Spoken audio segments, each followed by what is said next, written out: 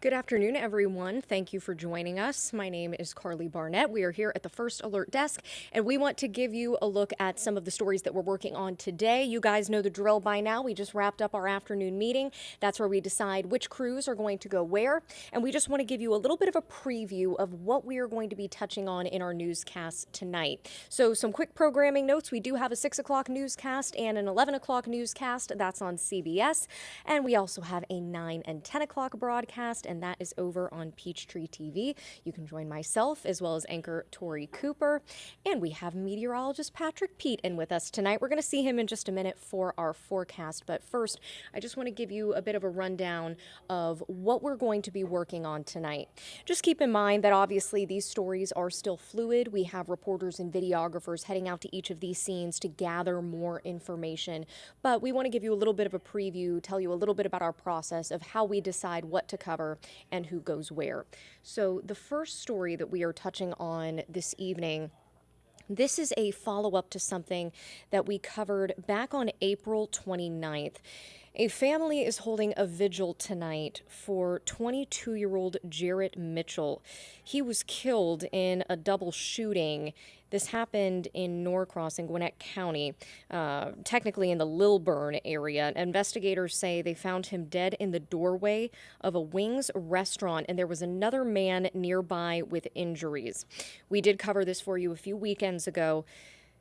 And we spoke with a man at that time who said he saw the whole thing. He was sitting in his truck. This happened just a few feet away from him, and he was a witness to this. Now, we are told by his family that Jarrett Mitchell was actually shopping for his birthday. His birthday was in just a couple of days. He wanted a new outfit for his birthday. He had been out that day shopping, and he stopped at this Discover Wings restaurant to grab a quick bite to eat. It's still unclear exactly what happened, but Gwinnett County police are looking for the suspects in this deadly shooting. Just a very sad story, and there's going to be a vigil tonight that honors Jarrett Mitchell. Reporter Asia Wilson is at that vigil right now. She is going to be live for us at 6 o'clock with more on what his family and those who loved and knew him had to say about his life. So that will be coming up tonight at 6. One of the other things that we are working on, reporter Bridget Spencer was at Centennial Olympic Park this morning. This was an inaugural 5K to honor the life of Ahmaud Arbery. We have some video for you here. She's putting that together for us. The Ahmad Arbery Foundation hosted Run with Maud 5K. It was in partnership with the Adidas Atlanta City Games. And this was welcoming the community to join in this 5K. It was a run-walk event to honor the legacy of the late Ahmaud Arbery and raise funds for the foundation. The event, of course, hosted at the iconic Centennial Olympic Park. It was a day-long celebration, so it's still going on right now, of running, and it took place again at the Adidas Atlanta City Games. The event was followed by the Adidas Running City Mile and the Run by the Atlanta Track Club. These are all partners together, and it was established by Wanda Cooper Jones back in 2020, the Ahmaud Arbery Foundation. And their mission, and they say, is to create safe spaces for Black boys to run freely, honoring the memory of Ahmaud Arbery, who was murdered while running back on February 23rd of 2020. So in addition to celebrating Arbery's life, the foundation is dedicated to supporting mental health resources, specifically mental health resources for Black men. So this was the first event of its kind. It's taking place all day, but that 5K was this morning, and reporter Bridget Spencer was there, and she is going to have more on that for us tonight. For this next story, of course, we have to hop across the pond. I don't know if any of you guys were up bright and early this morning for the coronation of King Charles III. Certainly a historic moment and a significant moment, not only for those who are, of course, over in England, in the UK, but over here for residents in Metro Atlanta. You see video here of a watch party that is taking place, and anchor Megan Packer actually spoke with someone who is over in England. She did a Zoom interview with him, but King Charles III and Queen Consort Camilla have their crowns now. Westminster Abbey was filled with pomp and circumstance. People all around the world, as we mentioned, including right here in the Metro, tuned in for this ceremony. And this video is from the Queen's Pantry in Marietta, bright and early. People gathered there to watch history, including a couple from Britain. They were there. She speaks with them. And she's also speaking to Rodney Mims Cook from Atlanta. He is the one in England for the celebrations, and he has a really interesting personal connection to the coronation. So definitely a significant event and something that is being watched by people all over the world with our very own, of course, Atlanta connection right here. So before we turn things over to weather, just want to give you a quick recap, if you're just now joining us, of some of the stories that we are working on tonight. I should mention as well, reporter Joshua Skinner, he is going to be covering a veterans event at the VFW. He's going to have a little bit more on that tonight. I don't have any video from him yet. You'll have to tune in to find out more about that, but it's a veterans helping veterans sort of event. And the other story that we are following, reporter Asia Wilson is going to a vigil for Jarrett Mitchell. He was killed back on April 29th at a Discover Wings restaurant. His family says that he had just been out shopping for his birthday, stopped in the restaurant to grab a quick bite to eat when he was shot and killed. Gwinnett Police still investigating this, and we're going to have more on that vigil tonight. The Ahmaud Arbery Foundation holding a 5K run walk at Centennial Olympic Park. Those events are still going on today, but the 5K and run walk took place this morning. That helps to raise money for the Ahmaud Arbery Foundation. And finally, of course, it may not be happening in our own backyard, but there are a lot of people here who have a lot of interest in this, and that was the coronation of King Charles III. A very significant event in history, and we have some pretty interesting local connections there. Megan Packer's going to have more on that. So right now we're going to give you a look outside. Wow, things sure do look a lot better than they did this morning. I know this morning it was looking a little bit cloudy, a little dreary, but things seem to be turning around. So we're going to send it over here to meteorologist Patrick Pete. He is joining us. Hey, Patrick. Hey, Karli. Yeah, this weather really turning around, much as expected. We knew we were going to be dealing with clouds and some lingering moisture this morning. We knew that's where our rain chance lied, and thankfully that rain chance has passed on. So the weather looking pretty fantastic out there this Saturday evening. Listen, we were telling you about these rain chances. There was not a first alert.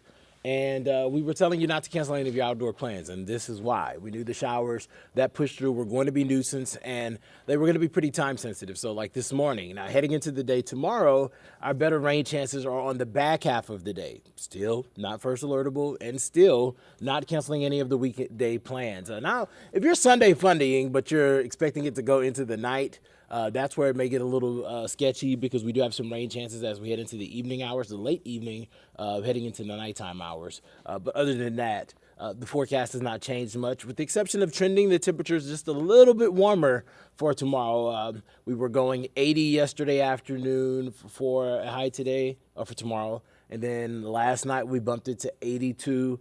And today we're going to bump that high to 83. And I'll walk you through why the changes in that afternoon high temperature, which may not seem like a big deal, but, you know, because we're most accurate and first alert 3-degree guarantee, you know, we want to make sure that we let you know exactly what we're expecting it as we expect it. In case I haven't said it yet, hello to everybody that is joining us on Facebook. And everyone, let me switch over. Yep, there's a couple of you on YouTube. Several of you. What's going on YouTube? Hopefully you guys are having a fantastic day. And those of you at home that are streaming us on one of multiple sources. You may be on Roku, you may be on the Fire Stick, or there's an Amazon Fire option there. And then, of course, everyone that's on any of our apps. Hello to you. Happy Saturday. Here's a look at what we're expecting as far as rain chances as we head through the next 5 days. And admittedly, we've been telling you that this was an unsettled weather pattern, so there's going to be a rain chance at some point every day in the forecast, believe it or not. But there's some days that are going to be drier than others. I do think that tomorrow's going to be dry on the front end, wet on the second half of the day or the evening. And then Monday is kind of looking a bit just sketchy altogether. Clouds around all day, rain chances in and out of the forecast all day. So Monday's the higher rain chance day. We're still considering putting a first alert on it, but because there's no thunderstorms and because it's a continuation of the pattern that we've already seen, it's more just like giving you heads up that it's going to still be around. Tuesday looks like our best opportunity at some significant dry time beyond tomorrow afternoon.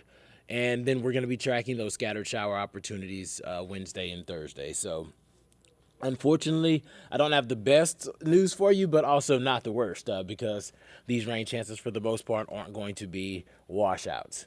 Here's a look at Sunday's forecast. A good mix of sun and clouds for the morning, and that's going to really dominate the afternoon as well. You can see some spotty showers around lunchtime, but the greatest amount of moisture for Sunday, which means the highest rain chance, doesn't arrive until we head into the evening hours. You see that pushing down from the north, a bit of a short wave that's going to slide through the area. That's going to bring us some rain chances. Areas north of the city first, and that's going to sink further south. The good news, the trend on this is weakening, so this will not be as strong as it is while it's pushing through Tennessee, but nonetheless, it's still going to be there's enough buoyancy and everything out there for us to still see some showers as that pushes through the area. So just be prepared for that. Meanwhile, temperatures are warming, and it has a lot to do with the fact that the rain chances are later in the day. There's not a lot of moisture before that. There's going to be a mix of sun and clouds through the afternoon, and that southwesterly breeze, these are the sustained winds that you're seeing that are roughly 5-8 miles per hour. But they're going to be gusts that are going to be gusting as high as 15, which isn't too overwhelming. It's not the gust that we had earlier this week, but it's going to be enough of a breeze that we actually get warmer air advected into our area. It will feel a little bit more humid tomorrow. This isn't going to be summer humidity, but it is going to be noticeably not as dry out as it's been the bulk of this week. But I still think it's going to be a fantastic day to be out and about Sunday fun daying in the city. And then those rain chances increase, especially as we head into the evening hours. You can see that moisture sticks around. Midnight, folks that are working third shift, heading into Monday morning, going to pick up on some of that rain. And we're going to be dealing with some of this rain around Monday morning. So you'll want to check in with us tomorrow. We may throw a first alert on this just because it looks like there's going to be a little bit of moisture. This is the first couple of models. There's about 3 models right now. Their first runs indicating a good amount of rain on Monday morning. We like to see more than just one run of that before we first alert you. So we'll see what happens later on this evening with the next runs that come in before the late shows. But for now, just know that there is some rain around for the morning drive on Monday. And then after the rain pushes on out, there's going to be some dry time with clouds and drizzle, and then a few more showers trickle in as we head into the afternoon. Not as organized, but still going to be active. We'll be tracking that, unfortunately, through the evening hours. But because the winds are out of the south at the surface, we're still going to warm up into the low 80s across the region. So that warm up really not going anywhere. Matter of fact, we're going to continue to climb as we head through the work week into the mid 80s on Tuesday and then the upper 80s Wednesday. Some guidance is really trying to flirt with 90 degrees on Wednesday. I don't think we're going to quite get there, but definitely continuing that warming trend there. And then because of this southerly flow, we're just going to have moisture advected into the area. If we get moisture advected in, that's a chance for some showers, and that's going to be the story as we head through the next 7 days. So you're definitely going to want to stick with us, and I know we say this a lot, but we want you to have our first alert weather app for lots of reasons. Number one, if there's a tornado warning, severe thunderstorm warning, winter storm warning, ice warning, anything, it's our way to let you know immediately and know that you get it, because we fully recognize that you all aren't sitting in front of your computer screens and watching us right now on Saturdays whenever, sometimes some of this information can come down the pipeline. But if you have your phone with you, you will know, and you'll be able to protect you, your family, your property, and your pets. So download that app for that reason, for sure. But also, whenever you have these sporadic rain chances that are in the forecast where it's not like an organized system pushing through, it's just more so the setup is producing the atmosphere that can squeeze out rain all the time, essentially.